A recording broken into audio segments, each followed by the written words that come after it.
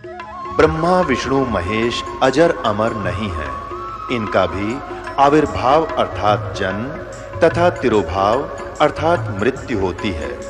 प्रमाण के लिए देखिए देवी भागवत महापुराण। ब्रह्मा, मैं, विष्णु और शिव ये तुम्हारी प्रभाव से जन्मवान है। हम तो जन्मवान है, हमारा तो जन्म होता है और मरते हैं, नित्य नहीं है, हम अविनाशी नहीं है। फिर इंद्रादि दूसरे देवता नित्य किस प्रकार हो सकते हैं? कृपया अवश्य सुनिए जगत गुरु तत्वदर्शी संत रामपाल जी महाराज के अमृत वचन।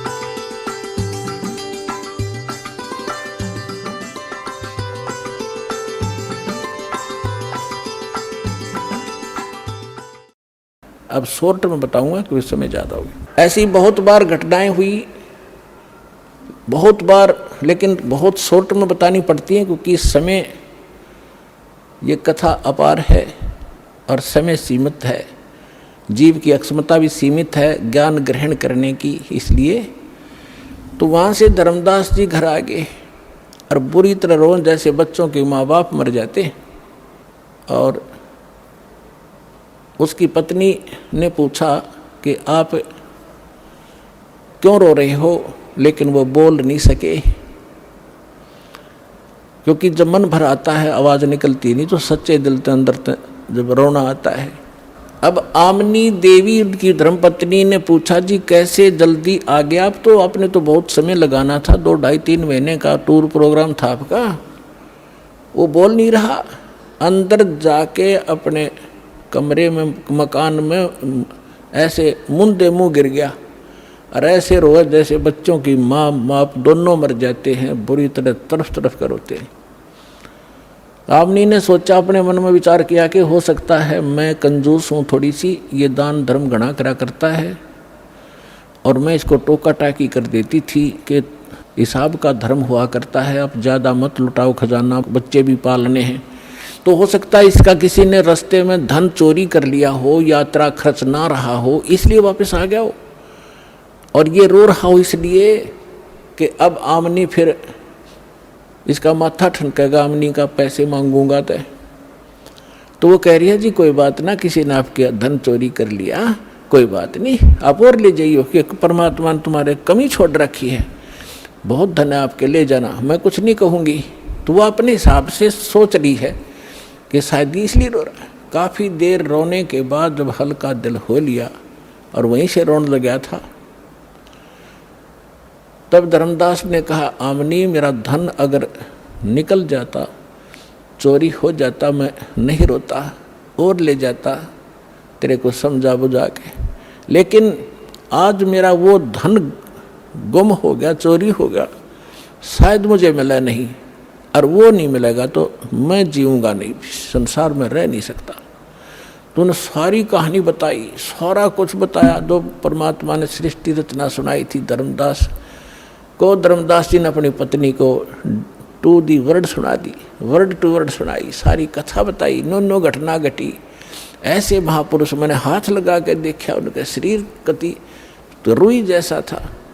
तो आमनी कहने लगी, आप व्यापारी होकर के, आप लाला होकर के, सेठ होकर के सौदा चूक गए। रामकृष्ण से कौन सी अपनी रिश्तेदारी थी? इनका ज्ञान सुना था तो ये अच्छे लग रहे थे, इनसे श्रेष्ठ ज्ञान सुना, आपने सौदा क्यों नहीं करा, चरण क्यों नहीं पकड़ दिया, आपने वाद विवाद नहीं करना चाहिए था। धर्मदास कह रहा कि इसीलिए तो रो रहा हूँ, मेरी बुद्धि पर पत्थर पड़ गए और इसलिए रो रहा हूँ। मैं जिंदगी में पहली बार सौदा चुका हूँ, जो घाटे का सौदा करके मैं घर आया हूँ। दुर्भाग्य आ गया मेरा, उल्टे दिन लग गए मेरे, बहुत रो रहा है, 6 महीने हो गए रोते रोते। बाहर बैठ जा गली में, कोई काम नहीं, यूँ देखे महात्मा वो फिर आ जा। बहुत दूर तक जंगल में देखने जाता है।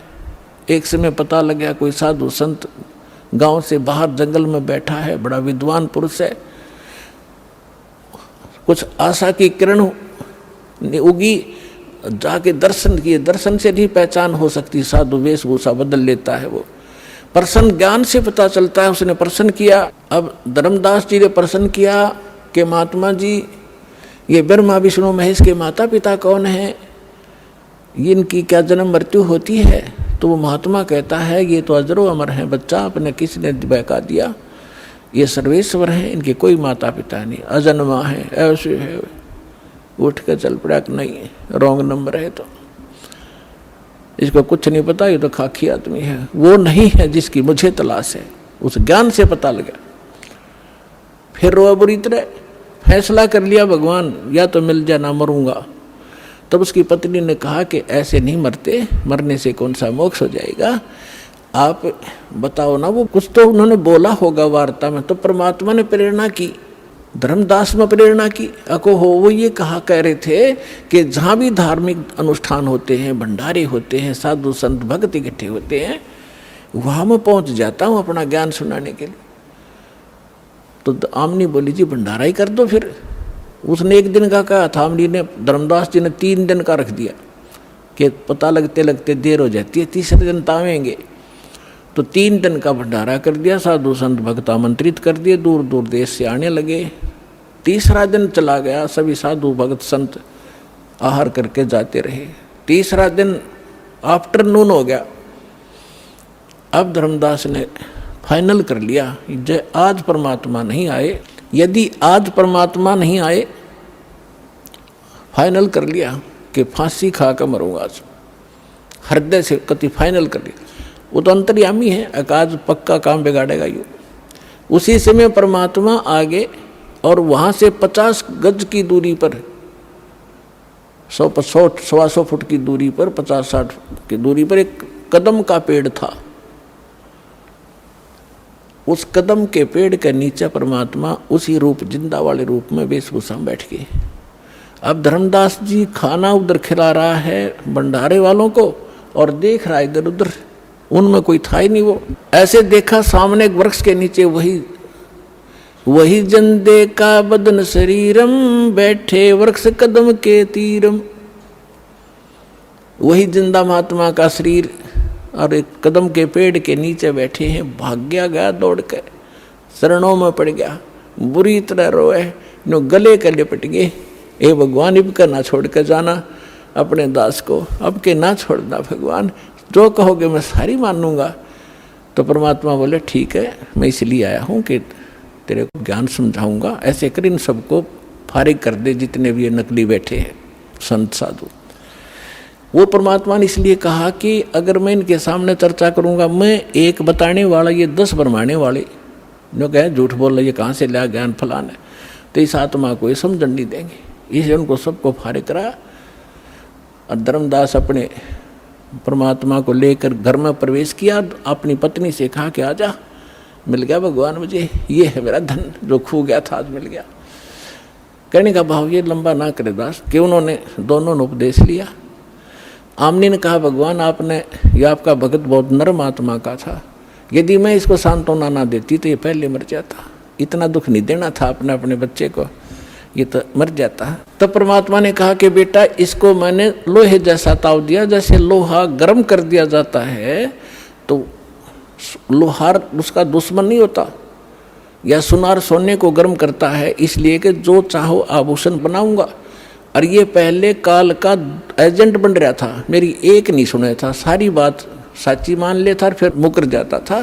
तो बेटा अब इसका लोहा गर्म कराया है मैंने, 6 महीने तक इसको तड़फा के, अब मैं जो कहूँगा ये सारी स्वीकार करेगा, इसलिए ये ताव दिया था। अब ये सारी बात सुनेगा, मैं साथ था इसका, मरने थोड़ा देना था इसको। तो फिर दोनों ने उपदेश लिया। फिर क्या हुआ, धर्मदास ने रट लगा दी, भगवान मुझे वो लोग दिखा दो, वो लोग दिखा दो। परमात्मा बोले अरे मैं जो कह रहा हूँ वह मान ले, देख लेगा जब भी वही बात है, मुझे विश्वास कर, मैं झूठ नहीं बोल रहा कि नहीं वो स्थान दिखा दो, वो भगवान कैसा है। परमात्मा ने खुद कह भी दिया कि मैं परमात्मा हूँ, मैं सारी सृष्टि का रचनहार हूँ, लेकिन ना जची तो परमात्मा ने कहा ठीक है दिखाऊंगा, कभी समय आने दे।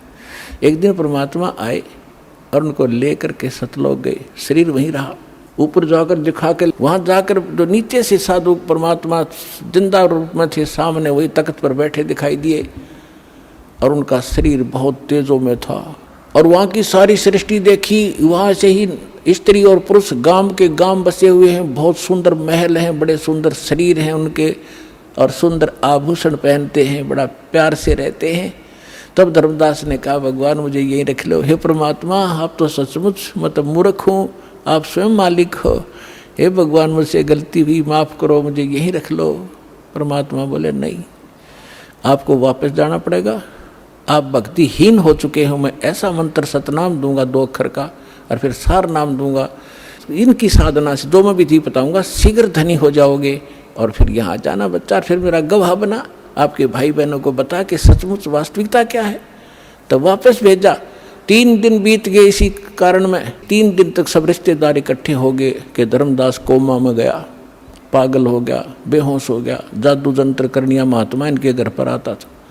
अब जो ही तीसरे दिन होश में आया, सारे आसपास बैठे, यदि वो आसपास ना बैठे होते तो वो इन्हों सोचता स्वप्न होगा, और वो देखा तो सचमुच तो मर चुका, यूं न तो मरा मान लिया लेकिन श्वास चल रहे थे, अचेत थे। तब धर्मदास को विश्वास हुआ और परमात्मा ने बताया कि मैं काशी में आया हुआ हूँ, बनारस में, वहाँ धानक रूप में रहता हूँ, जुल्हे का काम करता हूँ। अब यह तसल्ली हो नहीं कि वो भगवान यहाँ रह रहा होगा। तो जितने भी सब रिश्तेदार थे वो तो खुशी मनाई, भाई धर्मदास जीवित हो गया, चोखा धन्य है भगवान। फिर वहाँ पहुँचा, जाके बनारस में देखा भगवान सामने, ओए होए वही बैठे जो के नो चरणा में पड़ गए। पहले प्रथम मंत्र दिया था, फिर सतनाम दिया, धीरे सार नाम देकर फिर कसम दिला दी, धर्मदास मेरी लाख दुहाई, ये सार मूल ज्ञान जो मैं तुझे बता रहा हूँ अभी कहीं बताना नहीं, और ना ये सतनाम देना किसी को, ना सार नाम देना, नहीं तो धर्मदास तेरी मेरी लाख दुहाई, सार नाम की दबार ना जाई, मूल ज्ञान बार जो पढ़ी, बिजली पीढ़ी हंसनी तरही। और ये सार नाम को तब तक छुपाई जब लग 12 पंथ ना मिट जाई। कलयुग बीतता 5500 पाचा, जब मेरा वचन होगा साचा। चौथा युग जब कलयुग आई तब हम अपना अंश पठाई और फिर हम पूरे विश्व को पार करेंगे। धर्मदास ये छुपा के रखना।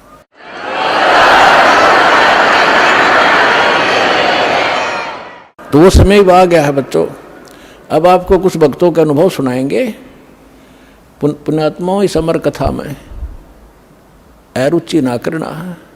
असंख्यों युगों के बाद तुम्हारा बिल्ली के भागों छीका टूटा है, ये इसको छक छक कर खा लो और कल्याण करा लो। अब सुनिएगा वो अनुभव। नमस्कार सर। सच्चा क्या शुभ नाम है जी आप जी का? महेश दास नाम है, MP से। सर परम संत सतगुरु रामपाल जी महाराज की शरण में आने से पहले आप कौन सी भक्ति करते थे? हम देवी देवता की सभी पूजा करते थे। हमारे घर में बहुत चक्कर था। कोई कहता था वो भेड़ बकरी मतलब ढीलते थे काली माई पे, और देवी देवता की सभी पूजा करते थे। तो जो भक्ति आप करते थे उससे आपको क्या लाभ मिलता था? उससे कोई लाभ नहीं हुआ। कई जगह भटक लिया। कभी पैसा कोई मांगता था, बोलते थे पैसा दे इतना 5-5 हज़ार रुपये तो हम ठीक कर देंगे। फिर मैंने वो भी खर्चा कर लिया सभी जगह। सर परम संत सतगुरु रामपाल जी महाराज की शरण में आप कैसे आए? पुस्तक मिली, मैंने पुस्तक को पढ़ा।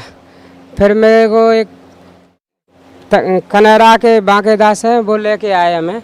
बोले वहाँ ऐसा ऐसा भक्ति करनी पड़ती है और वहाँ पर क्या नाम है, ये नियम रखने पड़ते हैं, देवी देवताओं की पूजा नहीं होती है, तो वहाँ चलो आप ठीक हो जाओगे। फिर मैं आए यहाँ पे 17 अगस्त को यहाँ आया था। 18 अगस्त को नामदान लिया था मैंने, तो यहाँ आने के बाद वहाँ ठीक हो गया मैं। सर परम संत सतगुरु रामपाल जी महाराज से नाम उपदेश लेने के बाद आपको क्या लाभ मिला? हम ठीक हो गए।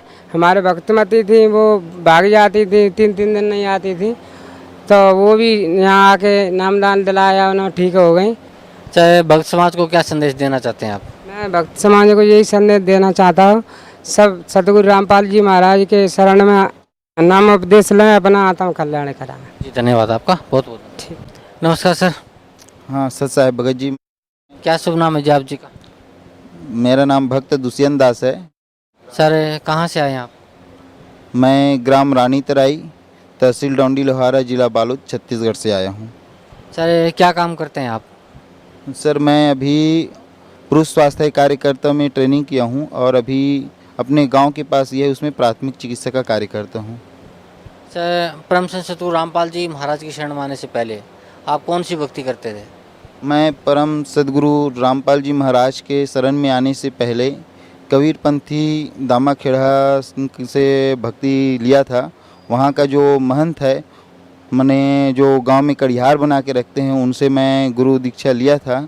तो वहाँ मुझे जो मंत्र दिए थे 5 नाम, तो 5 नाम का जो मंत्र दिए थे, लेकिन उसका जो है कैसे, किस विधि से और किस नियम से कैसे उसका जाप करना है, पालन करना है, इसके बारे में मुझे कोई सटीक जानकारी नहीं दिया था, जिसके कारण से मैं जो है मैंने थोड़ा सोच में था कि वहाँ कबीरपंथी में ये था कि एक मूल संध्या पाठ है जो शाम के समय आरती करते थे, और उसमें प्रथम बार में बोलते हैं कि श्वास श्वास पे नाम ले, बीता श्वास मत खोए, न जाने यह श्वास का आवागमन न होए। तो मैं ये सोचता था कि ऐसा कोई जो मंत्र दिए हैं इसमें कोई विधि नहीं बताए हैं कि इसको श्वास श्वास पे नाम को सुमिरन कैसे करना है, और ये बताते हैं कि जो गुरुजी बताते हैं कि सतनाम, सार नाम और सार शब्द, इसके बिना जो है मुक्ति हो ही नहीं सकती है। और आप ये सब चीज़ का जब नियम में, मर्यादा में रह के पालन करोगे तभी मुक्ति हो पाएगा। और हमें जो मंत्र दिया है उसमें ना तो कोई नियम है, ना कोई मर्यादा है, ना ये कोई बताया नहीं कि ये सतनाम है कि सार नाम है या सार शब्द है और इसका सुमरन कैसे करना है। तो मैं जब गुरुजी का जो है सत्संग सुना साधना चैनल में, तो मेरे को लगा कि वास्तविक में जो हमें भक्ति मार्ग बताए हैं ये अधूरा है और तत्व ज्ञान से जो है रहित है। तो मैं गुरुजी के शरण में आया और यहाँ से नाम दीक्षा लिया हूँ। सर जब भी आप बता रहे थे दामा खेड़ा से आप नाम उपदेश लेके भक्ति करते थे, तो क्या भक्ति देते थे, क्या मंत्र जाप करने के लिए देते थे वो आपको? दामा खेड़ा वाले जो है 5 नाम देते थे। आदि नाम, अजर नाम, पताली शब्द, सिंधु नाम, यही नाम हंस को काम, पकड़ो कुंजी खोलो कपाट, पांडी चढ़े मुल्की घाट, भरमभूत का बांधव गोला, धर्मदास अजर मुख बोला, 5 नाम यह प्रमाण, जो हंसा को ले सतलोक समान। ये नाम जो देते थे दामा खेड़ा वाले, तो मैं जो है अपने महंत जी से जाके पूछा हूँ कि महंत जी इसमें जो है बताते हैं कि ओहम सोहम तत्व विचारा बंख नाल में किया समारा, मन को मार गगन चढ़ जाए, मान सरोवर बैठना है, ये मूल संध्या पाठ में जो बोलते हैं, तो इसका अर्थ क्या है? तो वहाँ हमारे जो महंत जी बताए कि भाई ये जो है ओहम है, ये सोहम है। तो मैं बोला कि भाई इंगला पिंगला सुषमा नाड़ी कहते हैं, तो ये इंगला पिंगला सुषमा नाड़ी क्या हुआ? तो फिर बोलते हैं ये इंगला है, ये पिंगला है, ये सुषमा नाड़ी है। तो मैं बोला कि वही ओहम, वही सोहम, वही इंगला, वही पिंगला, ऐसा तो हो ही नहीं सकता। तो फिर मैं थोड़ा सा ये हो गया। फिर मैं बोला कि यहाँ दामा खेड़ा पंथी में जो है चौका आरती बनाने का जो प्रथा है कि चौका आरती हर कार्यक्रम में, जाए वो सट्ठी का कार्यक्रम हो, चाहे विवाह का कार्यक्रम हो, चाहे मन्नी का कार्यक्रम हो, उसमें चौका आरती वगैरह बनवाते थे।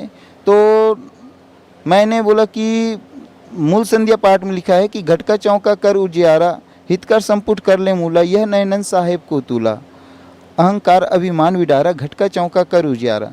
तो इसमें घट का चौका लिखा है, ना कि घर का चौका। और यहाँ तो है घर का चौका करते हैं, लेकिन घट में जो अवगुण रूपी जो अंधकार है वो तो जस का तस है। इसके बारे में तो कुछ सही ढंग से ज्ञान मिल नहीं रहा है। तो मैं थोड़ा सा बहुत अपने आप में महसूस करने लगा कि मेरे को सही ज्ञान नहीं मिल रहा है और जो भक्ति नहीं मिल रहा है, तो मेरा उद्धार कैसे होगा, मुझे मुक्ति कैसे मिलेगा? मैं अपने आप में जो है थोड़ा तड़पने लगा। तो फिर गुरुजी के शरण में आया हूँ। सर परम संत सतगुरु रामपाल जी महाराज की शरण में आप कैसे आए? मैं परम संत सतगुरु जी रामपाल जी महाराज के शरण में साधना चैनल में गुरुजी का सत्संग सुना हूँ और एक दिन मैं अपने फूफा जी के गांव अरमरी कला गया था, तो वहाँ फूफा जी जो है बताया कि एक पम्पलेट दिया सदगुरु जी का और ज्ञान गंगा की पुस्तक दिया और बोले कि आप साधना चैनल में 7:55 को जो है कार्यक्रम देता है गुरु जी का, वो आप कार्यक्रम सुनिए। तो मैं सुना और अपने माँ और बाबूजी को भी बताया कि कबीर परमेश्वर का जो सत्संग का कार्यक्रम साधना चैनल में देता है, तो उन लोग भी सुने। तो फिर मेरे माँ बाबूजी बोलते हैं कि 2-4 महीना सुनने के बाद कि हम लोगों को बड़वाला जाना है, सत्संग में गुरु जी से दीक्षा लेना है। तो मैं सोचा कि अब मेरा माँ बाबूजी पढ़ा लिखा भी नहीं है, उतना दूर दिल्ली से आगे हरियाणा में बड़वाला कहाँ पे है, अकेले कैसे जाएंगे, भटक जाएंगे। तो मैं अपने माँ बाबूजी से बोला कि एक काम करता हूँ कि मैं भी आप लोगों के साथ चलता हूँ। तो फिर मैं अपने भगतमती जी के भी बोला हूँ कि हम लोग सब एक साथ बड़वाला जाएंगे और सदगुरु रामपाल जी महाराज के पास दीक्षा लेंगे। तो मेरा भगतमती जी जो है अपनी मेरा भाई बहू यानी अपने उसकी देवरानी जी को भी बोली, तो उन लोग भी तैयार हो गए। तो हम लोग सब आए यहाँ और सदगुरु के शरण में आके जो है नाम दीक्षा लिए हैं। सर, परम संत सतगुरु रामपाल जी महाराज से नाम उपदेश लेने के बाद आपको क्या लाभ मिला? परम सदगुरु रामपाल जी महाराज जी से नाम दीक्षा लेने के बाद मुझे सबसे प्रथम लाभ तो ये हुआ कि मेरा जो ज्ञान का जो है दरवाज़ा खुल गया, क्योंकि आज तक मैं जो है अंधेरे में भटक रहा था। दूसरा चीज़ मैंने अनुभव किया है कि आज तक हम जो भक्ति मार्ग कर रहे थे इससे कोई खास लाभ नहीं मिल रहा था। जो रूढ़िवादी और रीति रिवाज से जो भक्ति कर रहे थे वही चल रहा था। अभी लेटेस्ट की घटना है, इसी सितंबर की ही बात है, 4 सितंबर को मेरे को 10-15 दिन पहले जो है मेरा जो दस्त है उसमें जो है ब्लड जा रहा था। मैं सोच रहा था कि ये क्या है। तो मैं क्योंकि चिकित्सा विभाग से ही जुड़ा हूँ, तो पहले ब्लीडिंग बंद करने के लिए जो है दवाई वगैरह लेके देखा, उसके बावजूद भी ब्लीडिंग बंद नहीं हो रहा था। तो फिर मैं शहीद हॉस्पिटल है दिल्ली राजरम में, वहाँ जाके डॉक्टर तिवारी सर से चेक कराया। तो तिवारी सर ये बताया कि आपको जो है पाइल्स वगैरह प्रॉब्लम तो नहीं है, लेकिन अंदर से ब्लीडिंग हो रहा है। उस बीमारी का नाम बताया, प्रोक्टोस्कोपिक में चेक करने के बाद हीमोराइड का प्रॉब्लम है और ये जो है ऑपरेशन से ही ठीक हो सकता है। तो मैं वहाँ से फिर वापस आ गया कि तैयारी में 1-2 दिन के बाद आऊँगा, फिर ऑपरेशन करवाऊँगा। फिर घर आने के बाद मैं अपने भक्तमती को बताया कि भाई मेरे को ऑपरेशन करवाना है और 1-2 दिन के बाद जानना है। तो भक्तमती बोले कि सदगुरु रामपाल जी महाराज तो बड़े बड़े बीमारी को ठीक कर सकते हैं, तो आप पहले उसके पास अर्जी लगा लीजिए, क्योंकि जब बड़े बड़े बीमारी ठीक हो सकता है आपका छोटा मोटा बीमारी क्यों ठीक नहीं हो सकता है। तो मैं 6 तारीख के डेट में अर्जी यहाँ लगाया। तो उस डेट में क्या है सत्संग चालू था, तो भगत जी लोग बोले कि अभी 3 दिन तक के 6, 7, 8 को जो है अभी अर्जी नहीं लिखेंगे, गुरु जी मना किया है, उसके बाद आप अर्जी लगा सकते हैं। फिर मैं ये सोचा कि मेरा जो है ब्लीडिंग बढ़ रहा है, ज़्यादा ब्लीडिंग बढ़ जाएगा तो तकलीफ़ हो जाएगा। तो मैं ये सोच के जो है ऑपरेशन करवाने के लिए हॉस्पिटल चला गया। वहाँ ऑपरेशन करवाया। ऑपरेशन करवाने के बाद जो है 2-3 दिन के बाद वहाँ से डिस्चार्ज कर दिया। अब वहाँ से आने के बाद भी हॉस्पिटल में भी और वहाँ आने के बाद भी मेरा जो है ब्लीडिंग जो है बंद नहीं हो रहा था। फिर मैं परेशान हो गया कि अब कैसा करूँ, ऑपरेशन भी करवा लिया, उसके बावजूद भी ब्लीडिंग बंद नहीं हो रहा है। तो फिर मैं वापस जो है 13 तारीख को फिर अर्जी लगाया गुरु जी के पास कि गुरु जी मैं अब बहुत परेशान हूँ, दवाई खाया, दवाई से ठीक नहीं है, ऑपरेशन करवाया, ऑपरेशन के बाद भी ब्लड जा रहा है। तो फिर भगत जी बताया कि आपका अर्जी स्वीकार कर लिया, 101 नंबर में जो है आपका अर्जी है और आप शाम को 6 बजे इसका जो है समाधान आप पूछ लेना। फिर मैं बाद में फिर फ़ोन लगाया तो बताया गुरु जी कि आपको जो है ज्योति के लिए संकल्प लेना है, गुरु जी का आदेश है। तो मैं गुरु जी के जो जहाँ हम लोग पूजा करते हैं गुरु जी के ये के सामने, वहाँ पे गुरु जी का दंडवत प्रणाम किया और संकल्प लिया कि हे बंदी छोड़, आप मेरे सभी दुखों और कष्टों का निवारण करें, आप ही मेरे परमपिता परमात्मा हो। मुझसे जो गलती हो गई कि मैं आपके ऊपर विश्वास नहीं किया और इतना बड़ा और ऑपरेशन करवा लिया और ये किया, लेकिन फिर भी मुझे कोई परेशानी से जो है छुटकारा नहीं मिल रहा है। तो फिर जैसे ही मैं संकल्प लिया और 24 घंटे के बाद जो है मेरा जो दस्त में जो ब्लड जा रहा था वो परेशानी दूर हो गया। ये मुझे अभी वर्तमान में ही लाभ मिला है। सर, पहले जब आप भक्ति करते थे दामा खेड़ा से, नामदान लेने के बाद उससे आपको कोई लाभ नहीं मिल रहा था, फिर आपने परम संत सतगुरु रामपाल जी महाराज की शरण में आए और उनसे नाम उपदेश लिया। तो सबसे बड़ा लाभ तो ये मिला कि आपका आध्यात्मिक जो योग बता रहे हैं आप वो खुल गए, आपको पता चला कि भाई किसकी भक्ति करनी चाहिए, कैसे करनी चाहिए। कबीर परमात्मा ही मोक्षदायक हैं, उनकी भक्ति करनी चाहिए और उसी भक्ति से हम सतलोक जा सकते हैं। वो भक्ति परम संत सतगुरु रामपाल जी महाराज के पास है, तो आपको मोक्ष का मार्ग मिला। और दूसरा, आपको जो लाइलाज बीमारी थी जिसका आप दवाई भी ले चुके थे, आप ऑपरेशन भी करवा चुके थे, फिर भी आपको कोई लाभ नहीं मिल रहा था, सतगुरु रामपाल जी महाराज की मात्र आशीर्वाद से ही आप ठीक हो गए। तो सर, भक्त समाज को आप क्या संदेश देना चाहते हैं? मैं तो भक्त समाज को ये कहता हूँ कि हम लोग शुरू से कबीरपंथी से दामाखेड़ा से जुड़े थे और वहाँ कबीर साहब की जीवन चरित्र में जो पढ़ते थे कि कबीर साहब जो है उस अपने निज स्थान से जो है एक तालाब में कमल के फूल में प्रकट होते हैं और अपने जो जीवन चरित्र को जो जैसे करते हैं कि एक बिना ब्याहे बछिया के दूध को ग्रहण करके जो है अपना परवरिश करते हैं। तो ये जो है कबीर सागर में तो ये चीज़ उसका कबीर परमेश्वर का तो जीवन चरित्र लिखा है, लेकिन आज तक हमारे पंथ में कबीर पंथ के कोई अन्य धर्म गुरु जो है इस बात को जो है वेदों के द्वारा जो है प्रमाणित करके नहीं बताया है। जो वेदों में कई वर्षों पहले जो है रूबारूब लिखा है कि वो परमात्मा जो है तीव्र वेग से बिजली के समान आते हैं और एक कमल के फूल पुष्प में पानी में जो है प्रकट होते हैं और बिना ब्याहे बच्चिया के द्वारा जो है अपने दूध का ग्रहण करके अपने जीवन परवरिश करते हैं।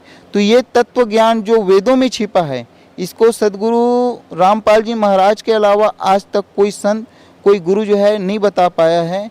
तो मैं भक्त समाज को ये कहना चाहता हूँ कि ये पूरे 21 ब्रह्मांड में बंदी छोड़ सदगुरु रामपाल जी महाराज के अलावा आज किसी के पास तत्व ज्ञान नहीं है, क्योंकि आज हम जो है अपने ही वेदों को जो है सही ढंग से झांक नहीं रहे हैं, सही ढंग से ग्रहण नहीं कर रहे हैं, अध्ययन नहीं कर रहे हैं, बल्कि सभी धर्म गुरुओं की जो मनमुखी रूप से लोक वेद जो बताए उसको जो है सुन रहे हैं। जबकि हमारे श्रीमद् भगवद गीता में अध्याय नंबर 15 के श्लोक नंबर 1 में से 4 में स्पष्ट लिखे कि संसार रूपी वृक्ष में जो है ऊपर की ओर जड़ और नीचे की ओर जो शाखा है, इसको जो है जड़ से लेकर शाखा और पूरे पत्ते तक जो सही सही उसके पार्ट को बता देगा, वही तत्वदर्शी संत है। और ऐसा आज तक हमें कोई संत जो है ऐसा मार्ग ऐसा ज्ञान कोई नहीं बताया। तो मैं सभी भक्त समाज से सादर हाथ जोड़ के विनम्र करके निवेदन करता हूँ कि वो जो है बड़वाला आश्रम आए और बंदी छोड़ सदगुरु रामपाल जी महाराज जी से दीक्षा लेकर अपना जो है मोक्ष करे और अपना ये जन्म मरण के जो असाध्य रोग है इससे जो है छुटकारा पाए। सर, पहले आप दामाखेड़ा से जुड़े हुए थे और एक बहुत बड़ी विडम्बना है और बहुत बड़ा एक मैं समझता हूँ एक बहुत बड़ा दुख का कारण है कि इसी समाज में नकली कबीर पंथ भी फैला हुआ है और उनमें सबसे अहम भूमिका दामाखेड़ा वालों ने निभाई है। तो वहीं से आप जुड़े हुए थे। तो सर, फिर आपने वहाँ से हट के परम संत सतगुरु रामपाल जी महाराज से नाम उपदेश लिया और आपको जो लाभ मिला वो आप हमारे दर्शकों को बता ही चुके हैं। तो सर, मैं आप जी से यही प्रार्थना करता हूँ ये कि जो साधक जो भगत आज भी दामाखेड़ा से जुड़े हुए हैं उन भक्तों को विशेष तौर पे आप क्या कहना चाहते हैं? मैं भक्त समाज से जो दामाखेड़ा जुड़ा हुआ है इसको ये बताना चाहता हूँ कि दामाखेड़ा वाले ये गारंटी और दावा करते हैं कि जो वंश 42 के द्वारा जो है नाम दीक्षा लेते हैं उसी की मुक्ति होगी। बाकी अन्य किसी अन्य कबीरपंथी से जो है नाम दीक्षा लेते हैं उसकी कभी मुक्ति नहीं हो सकती है। लेकिन अनुराग सागर में जो है पृष्ठ नंबर 138 से लेकर 140 में स्पष्ट रूप से कहा है कबीर परमेश्वर ने कि धर्मदास 6वीं पीढ़ी में तुम्हारा जो वंश है उसमें जो है काल का दूत आएगा और वो जो है टकसारी पंथ से जो है नाम दीक्षा लेके जो है अपनी चौका पद्धति जो है चालू करेंगे। और जो चौका पद्धति जो चालू करेंगे और जो लोग उससे चौका बनवाएंगे वो 184 में जाएंगे। क्योंकि दामाखेड़ा वाले ये कहते हैं कि जो नाम मंत्र धर्मदास साहब को कबीर परमेश्वर में दिया है वही मंत्र जो है आज हम अपने भक्त को देते हैं। लेकिन कबीर परमेश्वर जो है धर्मदास साहब को बार बार बोले हैं कि धर्मदास मोहे लाख दुहाई सार शब्द बाहर न जाए, सार शब्द बाहर पढ़ी तो बिचली पीढ़ी हंस नहीं तरही। तो इसमें धर्मदास साहब को इसलिए बताए हैं कि सार शब्द को अगर बाहर आज अगर भेद को खोल देंगे तो काल के दूत जो है बैठे हैं वो जो है इस पंथ को जो है पूरा भक्त समाज को पूरा जीव को जो है भरमा के रख देंगे और उसको काल के मुंह में जो है ले जाएंगे।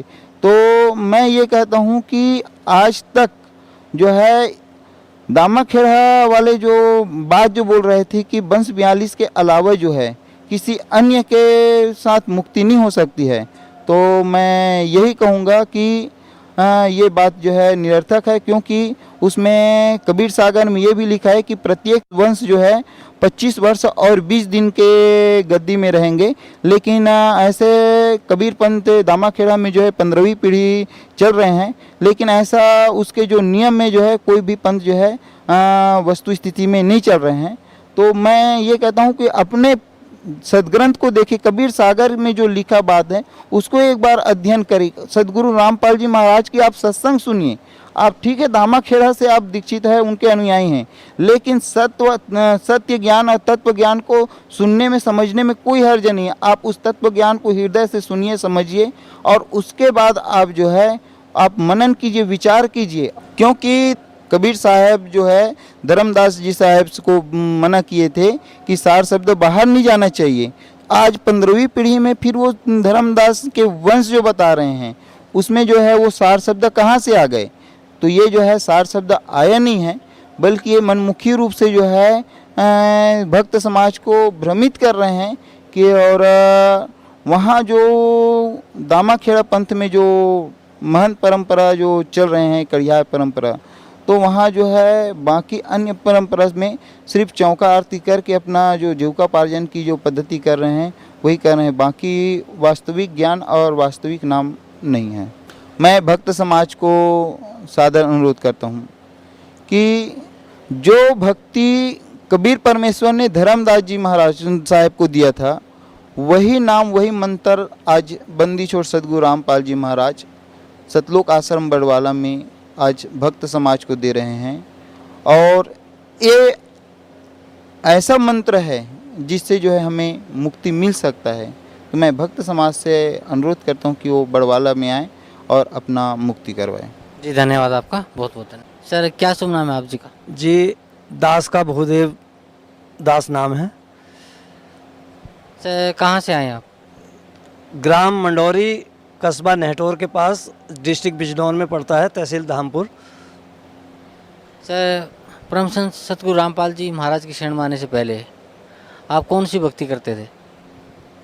जी मैं पहले रविदास जी की भक्ति करता था, नामदान नहीं ले रखा था। तो जो भक्ति आप रविदास जी की करते थे वो भक्ति कैसे करते थे आप? जैसे एक दो वाणी किताब से याद कर रखी थी, ऐसे ही घर पे बैठ के उनका उच्चारण करता था।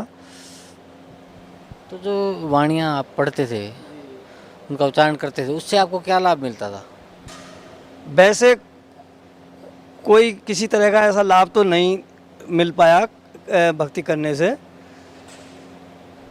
परम संत सतगुरु रामपाल जी महाराज की शरण में आप कैसे आए? जी यहाँ तो मैं ऐसे अचानक आया कि एक रोज़ मैं टीवी का बटन खोल रहा था, अचानक ये चैनल पे जो गुरु महाराज जी का सत्संग चल रहा था, अचानक जैसे ही मैंने खोला तो ये सत्संग आ रहा था।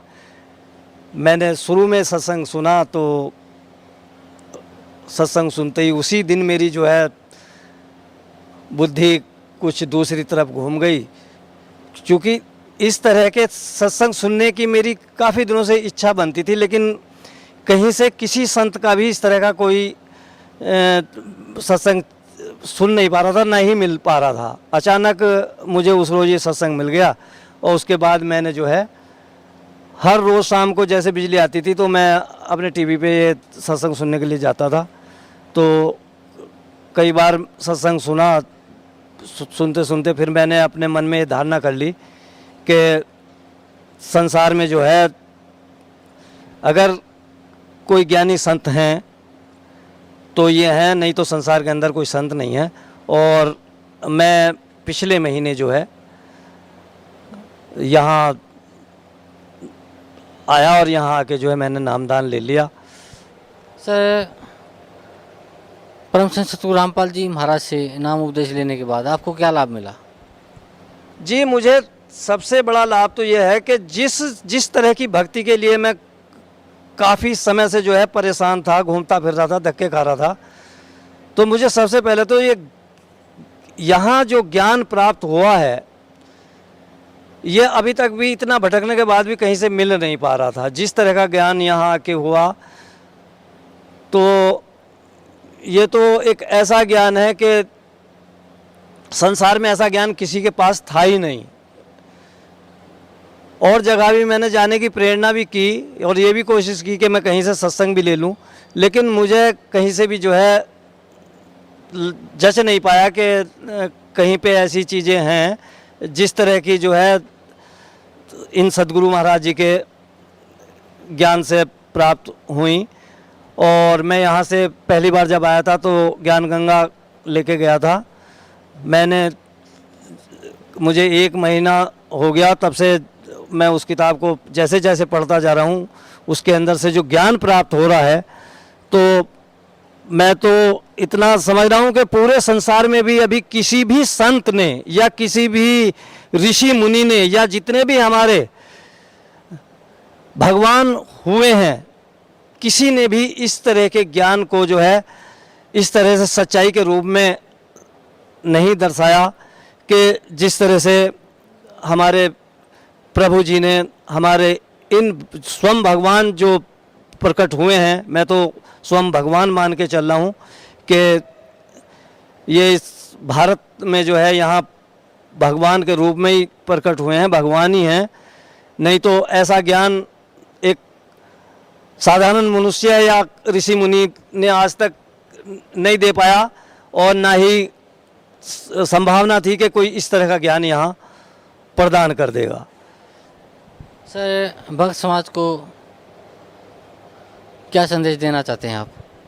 मैं तो भक्त समाज को यही संदेश देना चाहता हूँ कि अभी भी समय है, जो भक्त नहीं समझ पा रहे हैं और गुमराह हो रहे हैं, कुछ दूसरे लोगों के चक्कर में जो है अपने को गुमराह समझ रहे हैं, अगर प्रभु की तरफ जाना है या प्रभु की प्राप्ति करनी है तो ये एक अनमोल मौका है कलयुग का। ये आखिरी ऐसा वक्त है कि ज़्यादा से ज़्यादा संख्या में जितने भी मनुष्य यहाँ आके अपना कल्याण करा लें, इससे बेहतरीन मौका आएगा नहीं तो फिर 184 में आदमी चला जाएगा और पता नहीं बाद में दोबारा यहाँ प्रभु प्रकट हो भी या ना हो, कोई विश्वास नहीं है।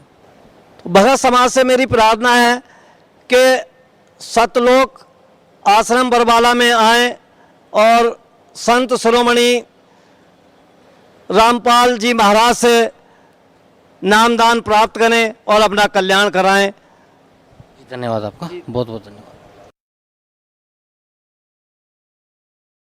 परमपिता परमात्मा पूर्ण ब्रह्म सारी सृष्टि के रचनहार कबीर देव, कबीर साहब, कबीर परमेश्वर जी की असीम रजा से आप सभी पुण्यात्माएं सत्संग सुनने के लिए उपस्थित हुए। धन्य है आपके माता पिता जिनसे जन्म हुआ।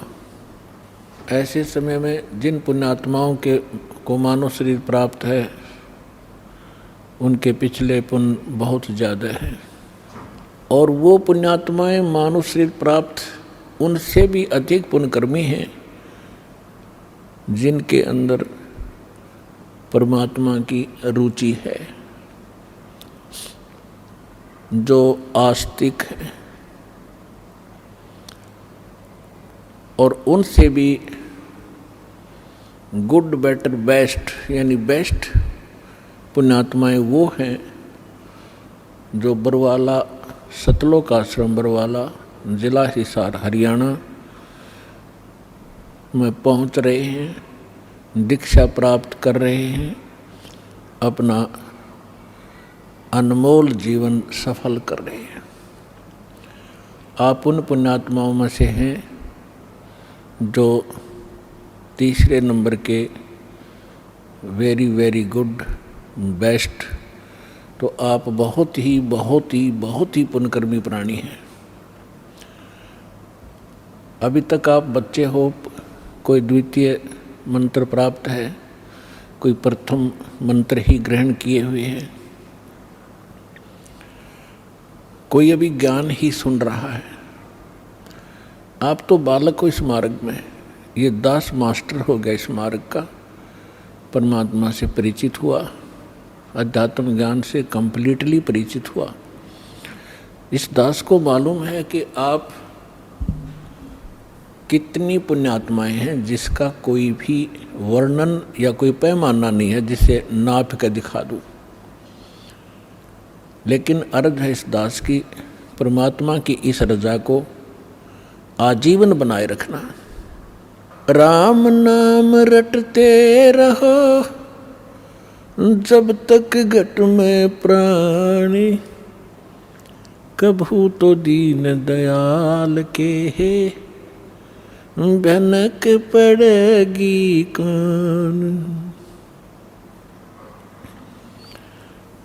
तो आप जी ने परमात्मा का जो सत मंत्र, सच्चा नाम, सच्ची साधना और ये मूल ज्ञान आजीवन सुनते भी रहना है और सिमरन भी करते रहना है और मर्यादा में भी रहना है।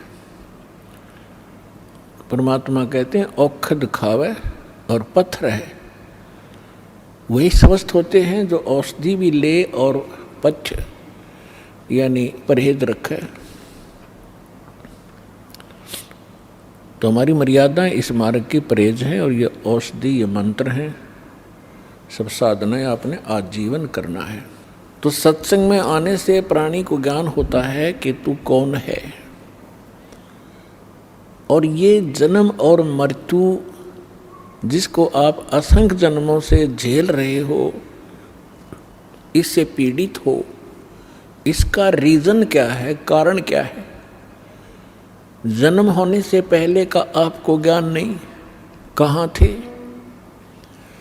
और ये थोड़ा सा जीवन है, इसका कोई पूरा ये भी नहीं है कि इतना फिक्स्ड है। हम अप्रोक्सीमेट मानकर चल रहे हैं, अप्रोक्सीमेटली के 100 वर्ष तक वर्तमान में कलयुग में मनुष्य जीवित रह सकता है, 2-4 वर्ष आगे और पीछे। ये कोई बात नहीं हुई। यदि हम 80-90 वर्ष भी जीवित रहे और मृत्यु फिर भी हो गई, सारे जीवन में हमने जो संग्रह किया, जिस संतान और संपत्ति के लिए हम आजीवन अपना पूरा मानव शरीर लगा दिया, डिवोट कर दिया, और हमारे सामने परिवार भी मृत्यु को प्राप्त हो जाता है। हमारे सामने जो संपत्ति हमारे पास हमने सारा जीवन एकत्रित की, वो नष्ट हो जाती है। जैसे सन 2000 के अंदर 26 जनवरी भूकंप आया गुजरात के अंदर, जिन मकानों को, जिस प्रॉपर्टी को बनाते बनाते 2-2, 3-3 पीढ़ियाँ लग गई, अंत में उन्हीं के नीचे दबकर मर गए, मृत्यु को प्राप्त हो गए, परिवार नष्ट हुए। What is this? ये क्या है? हम सोच भी लेते हैं, लेकिन हम इतने अभ्यस्त हो गए कि वो मर गए, दुख है, खेद है, बहुत बुरा हुआ, शेष बचे हैं अपना उसी स्पीड से वही कर्म, वही क्रियाएं कर रहे हैं जो वो कर रहे थे। आप में क्या परिवर्तन आया? नहीं आ सकता, क्योंकि हम काल के खिलौने हैं, उसी के रिमोट से हम चल रहे थे। अब जब आप सतलोक आश्रम बरवाला, जिला हिसार, हरियाणा में आ जाओगे, फिर आपका रिमोट कबीर परमेश्वर जी के हाथ में आ जाएगा। फिर उस शरारती शक्ति काल की कुछ नहीं चलेगी यदि आप मर्यादा में रहोगे। परमात्मा कहते हैं, जब लग हंसा हमारी आना और काल लगेली तेरा बाना। बाना माने बाण, तीर, तेरा अचानक, कहते पग पग पर ये तक तक मारे, काल अचानक बाणा। पग पग पर तक तक के अचानक बाण तीर मार देता है, किसी को दुर्घटना से, किसी को किसी रोग से, किसी को हार्ट अटैक से, कहीं भूकंप से। इसने उद्मस तारणते मतलब है, इसके रहम नहीं है, इसलिए इसने स्वयं भी स्वीकारा है गीता अध्याय नंबर 11 के श्लोक 32 में कि मैं काल हूँ अर्जुन।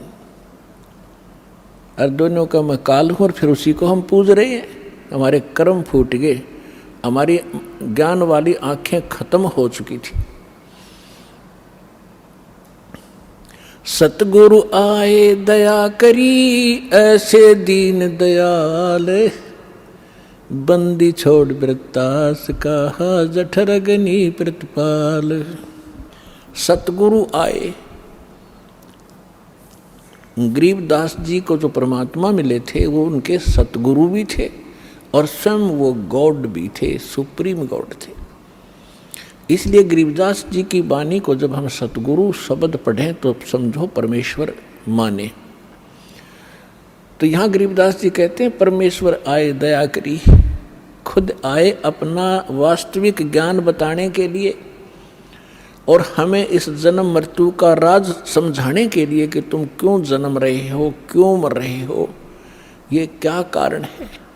जिस संतान को आप अपना मानते हो, 1 मिनट में मृत्यु हो जाती है, आप कहीं गधे बनकर घूम रहे होते हो और संतान वहीं दुख उठा रही होती है इस काल के लोक में। तो आपकी कैसे हुई वो? जिस संपत्ति को अपना मानते हो, अरबों खरबों रुपए आपके पास हो गए, बैंक बैलेंस बना लिए, कोठी बना दी, 3 प्लाट ले लिए 20, और आप जी की मृत्यु होगी, आप बन रहे हो कुत्ते, तो सिर में मार ले उस 20 प्लाटों को, धर ले सिर पे, क्या फायदा हुआ इसका?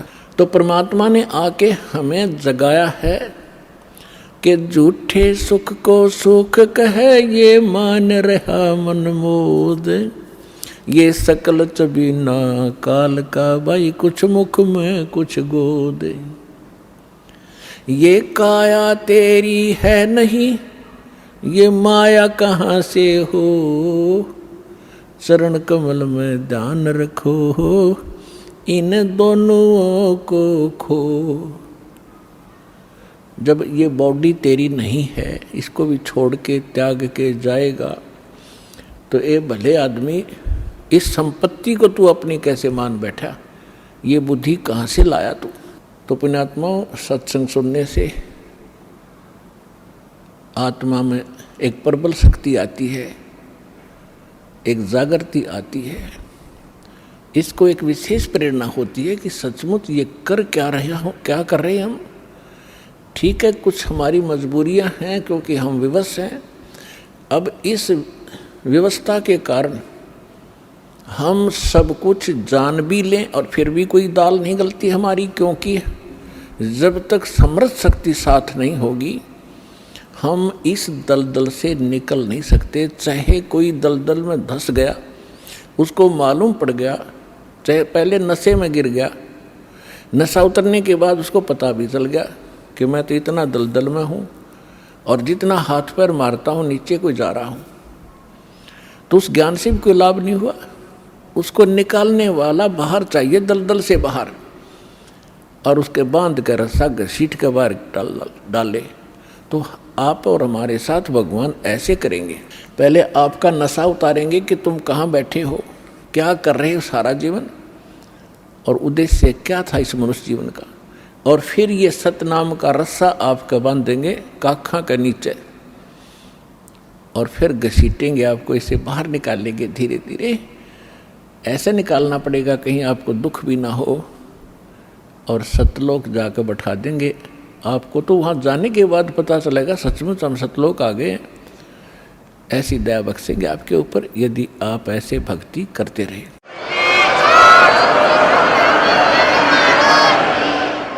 और उससे पहले जब तक आपका संस्कार यहाँ कोई बेटे के साथ है, बेटी के साथ है, पिता माता के साथ है, भाई बहन के साथ है, कोई रिलेटिव से संबंधित है, तो उन आपके जो ऋण है एक दूसरे का, उसको भी परमात्मा आपका साफ करवाएंगे। इसी जन्म में ऐसे तरीके से आपको यहाँ से ऋण मुक्त कराएंगे, आपके संस्कार खत्म किए जाएंगे, ताकि आपका फिर पुनर्जन्म यहाँ ना हो। तो उसके लिए मर्यादाएं बताई हैं। इन मर्यादाओं का आप जी पालन कीजिए और अपने संस्कार घटाइए। हम आज तक अपने संस्कार बढ़ा ही रहे हैं। कोई रिश्वत लेता है, कोई मिलावट करता है, कोई झूठ बोलता है, कोई चोरी करता है, कोई अन्य बकवाद करके हम अपने संस्कार बढ़ा रहे हैं। जैसे आज आपने किसी से रिश्वत ले ली, चोरी कर ली, आपने उसका देना पड़ेगा। तुमने दरगाह का मैल नहीं देखा, धर्मराज के तिल तिल का लेखा। तो वो भोगने के लिए भी कोई किसी उसका गधा बनेंगे, किसी का बैल बनेंगे, किसी की भैंस बनेंगे। दूध नहीं देंगे तो इंजेक्शन ठोकेंगे, ना लठ मारेंगे, और सारा पाई पाई पूरा करना पड़ेगा आपने।